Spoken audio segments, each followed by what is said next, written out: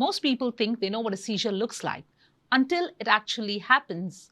And when it happens in front of you, perhaps it's someone you know, someone you're close to, our first reaction isn't action, and understandably so, it's panic.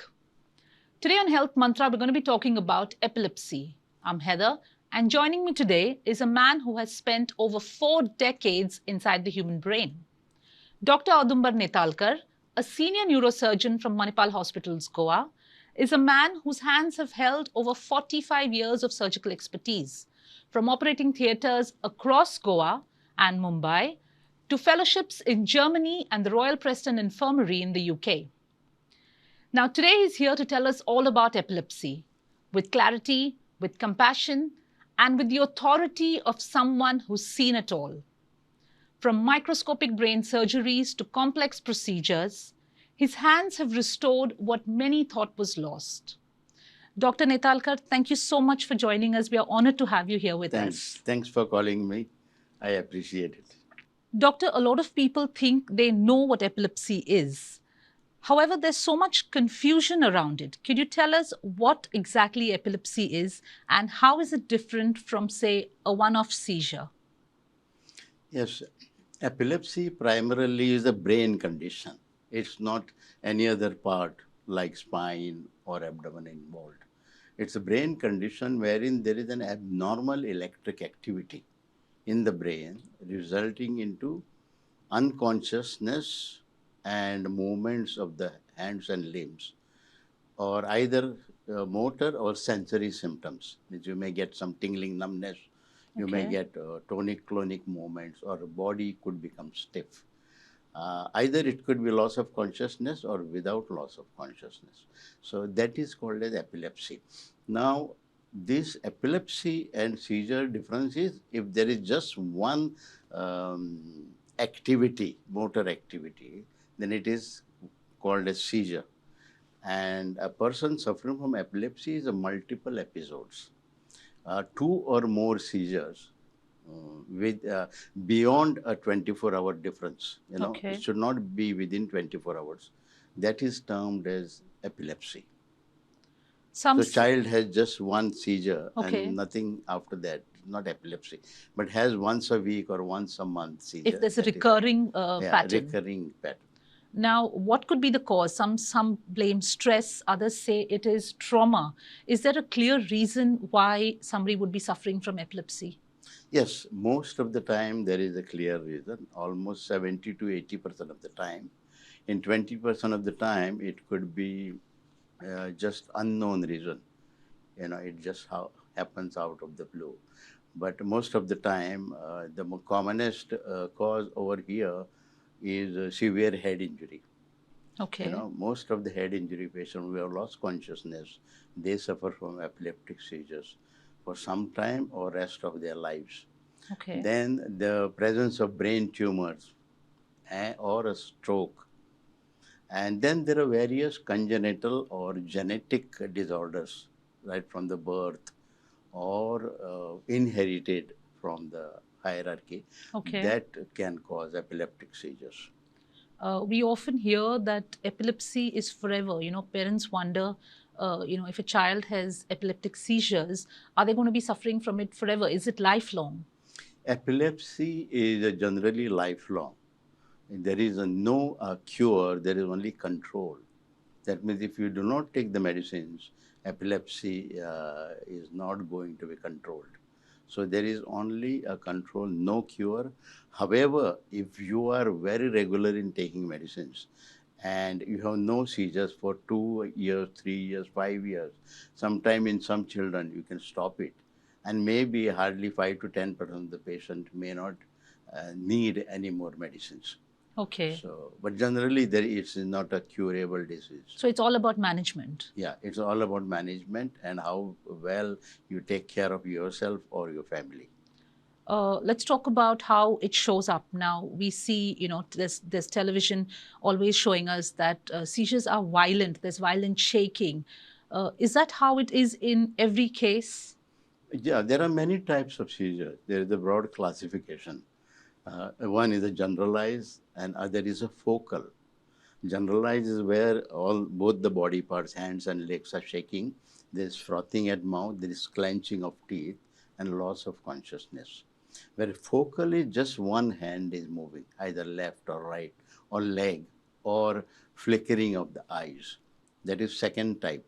Okay. Then third type is the focal becoming generalized, initially starting as focal, and And if you then don't the catch it in entire body time. is involved. Fourth type is an absent seizure. The patient Okay. will just grow frozen in his looks and won't know what is happening around. You know, these are mainly the four types of epileptic seizures that you can have. I think that's a very important distinction, because if we only expect the dramatic, violent seizure ones, we might actually miss, when it happens, the small Yes, blackouts, the tiny silent little just seizures. staring into Empty space. space. Sometimes people do that. If you have a tiny blackout, or you think it's just fatigue, or it's just stress, Yeah. and many people tend to ignore these symptoms. What should they do if they don't realize it, or they think that they may have suffered an epileptic seizure? Yeah, if there is a doubt regarding epileptic seizure, they have to consult a neuro specialist, either a neurologist or a neurosurgeon. And they should get, first of all, properly verified information. 90% of the epilepsy diagnosis is only by talking to the patient. You may Okay. not even get any symptoms signs afterwards, if the Okay. patient comes to you. Only what patient has suffered, he can narrate the experience to you, you diagnose. There may not be any imaging or any diagnostic test showing positivity, except when you talk to the doctors. Doctor can easily make out 90% of the So are time you that. trying to say that it would not show up in any EEG No, or? it may not. 50% of the EEGs are normal in Okay. Pro 1 epilepsy cases, who may get every month or every week also. And then what does treatment involve? Is it just medication? So see, we need to divide this into primary and secondary epilepsy.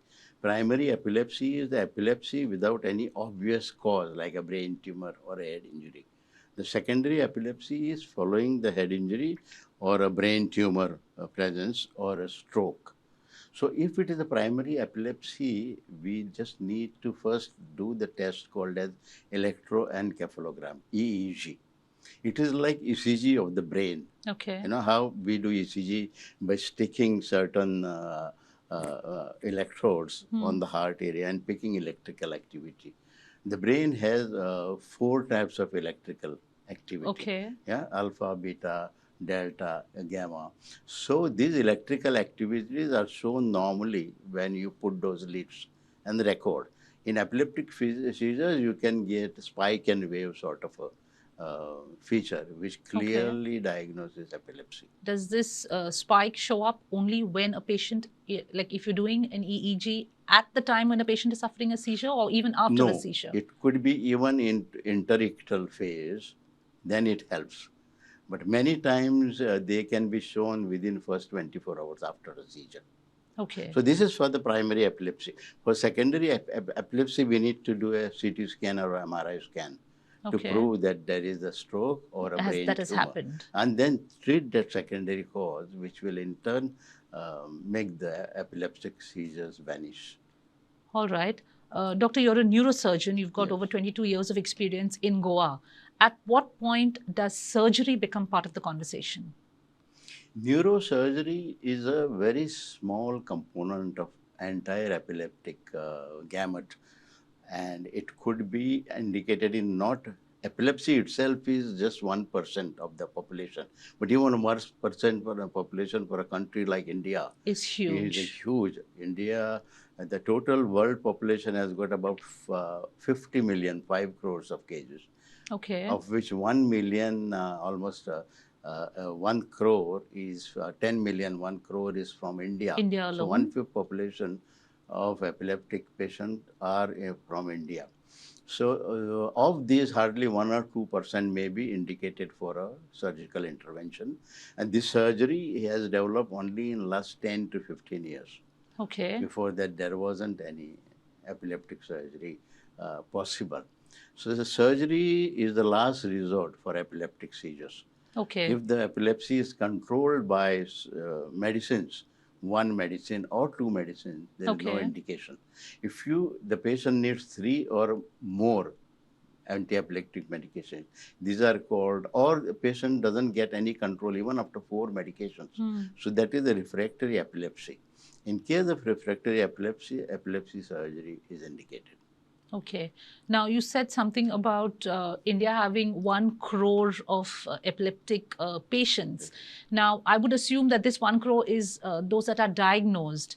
But there are a lot of cases that go undiagnosed, especially in rural areas. Is there anything that we can do to create awareness? Yes, it is a must that we must create awareness, because in rural areas as compared to urban areas, only about 90 or 10% patients are under treatment in rural areas, whereas in urban areas there will be almost 80% patients treated. That's because of the various So there's a big misconceptions. gap in rural Yeah, areas, there is is what a you're big saying. gap in treatment, so awareness has to be spread. Another question that I had was people often ask, that can somebody who suffers from epilepsy live a normal life? Can you travel? Can you work? Can you drive a car? Is that possible? Most of the patients, almost 80% of the patients with epilepsy under treatment lead a normal life. So there is no issue about it. Only patients who are refractory epilepsy, even with treatment, they are not under control, having once or twice a week epilepsy, such people are at risk. 80% of the people lead a totally normal life. Okay. Now, just last week there was an incident. There was an incident where a boatman in the Ganga suffered a seizure mid-river, and people on the boat, nobody knew what to do. They panicked. Could you tell our viewers, if something like this happens in front of them, is there any immediate first aid that we can give? What are the do's that perhaps help a patient? Yeah, that's a very important point, because most of the people, if they have not managed properly at the first instance, can have a big disastrous consequence. First of all, whenever you see an epileptic seizure, you have to just make the patient flat on the ground, and you should not be crowding around them. You should leave a lot of space for the oxygen to come in. Once that is done, then make the patient lie on one side. Because if he lies on his back, if he has eaten something, he will start vomiting, and that vomitus will go into the chest, and that can be life-threatening. Having done that, you do not restrain the patient. Let the patient have epilepsy. Let him have a seizure, maybe lasting for a minute or two. Do not restrain him. If you restrain him, he can land up with a fracture of the limb also, because it's a violent activity. And do not introduce any object in the mouth. Some people, they try to put something in the mouth. If the tongue comes out, just push it in, but do not put your finger or any object inside. And within a minute or two, it will get under control. Then go to the nearest local doctor, who will give an injection to prevent further attacks. This is the basics of first aid for epilepsy patient. I think the most important, what doctor has said, is don't put anything in their mouth. Yes. Don't restrain the patient, which is what we normally see on television and all of the dangerous advice, so to speak, online. Yes. Doctor, what about from a patient's perspective? Say a patient is suffering from epilepsy. Is there anything that patients can do to reduce incidences, any precautions that they can take? Yes, this is an important question, because most of the time people don't know what to do and what not to do if they have epilepsy. First of all, they should never miss a single dose. And at the correct timing he has to take. If he's taking 2 medicines a day, it should be 12-hourly interval. Okay. If he's taking 3 medicines a day, it should be 8-hourly difference. Half an hour here and there is okay, but not more than half an hour. So if you're taking it at 8 o'clock and say 8 o'clock, you need to take it at the same, at a fixed time. If you take it at 8 o'clock, after 8 hours, it will be 4 o'clock, and after that, it will be 12 at night. This has to be maintained. Because I have seen with my vast experience, even if you do miss one dose, or you take a dose an hour later, you can get a fit. Okay. Secondly, having done that, avoid the smartphone. and LCD screens too much during the day. So bright light. Yeah, not only bright light, these LCD or smartphones are flickering pixels. Okay. They go on and off, on and off. This pixel shining into causes a lot of activity into the occipital area of the Of the brain. brain. Yeah, visual area, and that can incite seizures. Thirdly, he should avoid empty stomach in the morning. As soon as he wakes up, within half an hour, 45 minutes, he should have a proper breakfast so that he gets the glucose. Brain cells only depend on glucose. They don't depend on any other nutrition. That is that. Fourthly, he should avoid late night sleeping, or he should avoid sleeplessness, like a person who goes for some function, whole night is away, has not slept. These are prone for epileptic seizures. And fifthly, we say if you are going on a beach, you are exhausted, heavily sweating, electrolyte imbalance comes. And these are the patients who can have epileptic seizures. What about things like other, I know you said about lack of sleep, but what about things like alcohol? Can this also trigger a seizure? Correct. Excess alcohol can potentiate and give rise to seizures. Also, the medicine effect, if excess alcohol is taken, may not be as good as when alcohol is not taken. So, alcohol should be totally avoided. That is one thing. And you should all avoid these energy drinks.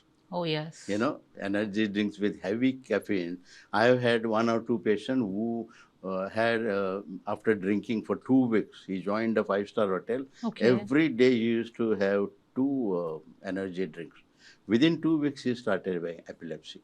And now he's under treatment for last 10 years. This is someone who's never had an epileptic fit before. Epilepsy, yeah. Oh, there that's was no reason. Scary. Yeah, it is. These energy drinks are very what about risky. someone who's, say, not had epileptic fit in years? Can they stop treatment? Can you stop medication, or is that risky? Yeah, there is a particular way. There is, it is not given in books, but everybody's experience is very important. If the patient has just 2 epileptic seizures, well controlled, with a good compliance, he takes regular medication. If there is no epileptic seizure for 2 years, you can do an EEG and see that there are no spikes. If that is there, you can slowly reduce and phase out your medicine. If he gets a fit, then he should restart it and continue for next 5 years. So first 2 years, then 5 years. Then again, you reduce and stop the medicines. By that time, if there is no epileptic seizure, you can just say that he is free of epilepsy. But if he has got a seizure, then after 5 years, generally it is lifelong treatment that is required. Okay, and all of this reducing is under doctor's advisement, of course. Yes. Under supervision. Doctor, let's do a quick round of myth versus fact. So I'll give you a statement, and you can tell us very briefly whether it's a myth, whether it's a fact, and something to support it. Yeah. So the first one is myth or fact: a seizure, and this is something that is very, common in rural areas. A seizure means that a person is mentally ill. Yeah, this is the total misconception. Seizures are sometimes branded as mental illness or some possession of evil spirit. Both the things are wrong. A person with seizure could be mentally abnormal, and which the incidence is like general population only. By itself, seizure do not give rise to any mental illness. So that's a myth. It's a myth. Okay, the next one is myth or fact: women with epilepsy shouldn't get pregnant. No, that is a totally false statement. Women with epilepsy can very well have children, even when they are on medication for epilepsy. Only thing, certain precautions need to be taken, that they are more prone for risk associated with delivery, mother as well as child. They are more prone for bleeding disorders during the delivery. They are more prone for epileptic seizures. All this can be treated, and you can have a perfectly normal delivery, and you can have a normal child. I think that's very good news. Yes. Doctor, myth or fact: seizures can cause permanent brain damage. A seizure by itself doesn't cause any permanent brain damage. If you have a series of seizures without any recovery of consciousness, loss of consciousness in between. Suppose you had 3 seizures, 1 seizure unattended, 3 to 5 seizures with no recovery of the consciousness in between can give rise to severe brain damage. So basically, if the brain is not getting any oxygen. Yes, because the lack of oxygen can cause severe brain injury, and patient can be even vegetative and go on a ventilatory support. So even one seizure need to be treated immediately. So go see a doctor immediately. Yeah, nearest doctor immediately and get it addressed. Doctor, myth or fact, anti-epileptic medications have severe side effects? Anti-epileptic medicines do not have severe side effect, except 1 or 2 where some blood count may be less, but every doctor keeps a periodic check on the blood counts, and some medication may affect the liver functions. These are the 2 side effects, but they can very well be managed by doing regular tests, and almost 80 to 90% of the patient on medication do not have side effect as far as we are concerned. So go take your medicines. Yes, correct. The last one, myth or fact, epilepsy can be faked? Epilepsy as such cannot be faked because there are something called as hysterical fits, which is now called as a conversion disorder, which is a mental illness. But if there is a loss of consciousness and fraud, and there is a tongue bite, these are the 3 things which cannot be faked. So if there is a tongue bite, if there is loss of consciousness and froth coming out, it is 100% epilepsy. Okay. Doctor, you've seen decades of change you've been practicing for the last 45 years, in Goa itself for the last 20 years. Why do you think there is a stigma around epilepsy? Is there anything, if there's one thing that you would like to say to our audience about the fear, about the stigma, what would it be? Yeah, the fear and the stigma is because of the social belief that these are mental illnesses or by evil possession. Nothing of that sort. An epileptic patient can live a normal life. You have to go ahead out in the wide world and prove yourself. Many of the epileptic patients have been geniuses, and many have been top sportsmen. So epileptic person can access in any field. He can excel so much that he could be one of the prized possession of the society. So there is nothing, no stigma should be attached. An epileptic person should not have any negative impression about himself. One last question, Doctor, before we finish up. To our viewers who are watching, maybe they've just been diagnosed with epilepsy, maybe someone they love has been diagnosed with epilepsy. What would you like them to know? Yeah, as soon as now I have told you the various features of epilepsy. If there is any of these features, sometimes they are very subtle, like we diagnose some headache, which is like migraine, or somebody staring in space, not knowing what he is doing. If these are the conditions which are met, we have to consult a neuro doctor immediately. Of course, the major fits and all will immediately take a patient to the doctor. But these subtle signs, they just need to be addressed to. And the epilepsy can be completely controlled without many side effects of the drugs. And the patient can lead a normal life, even with epilepsy. I think what doctor is saying is awareness is key, and it's the quiet ones rather than the violent episodes that need to be detected. Yeah, they go unnoticed. As doctor has said, with the right diagnosis, with the right treatment, epilepsy can definitely be managed, treated, and life can go on. It just finds a new rhythm. Thank you, doctor, so much for joining us here, for the decades of healing and for helping us mitigate the fear. Thank you. Thanks to you. So if epilepsy is part of your story, don't be afraid to ask questions, seek help, get the treatment you need.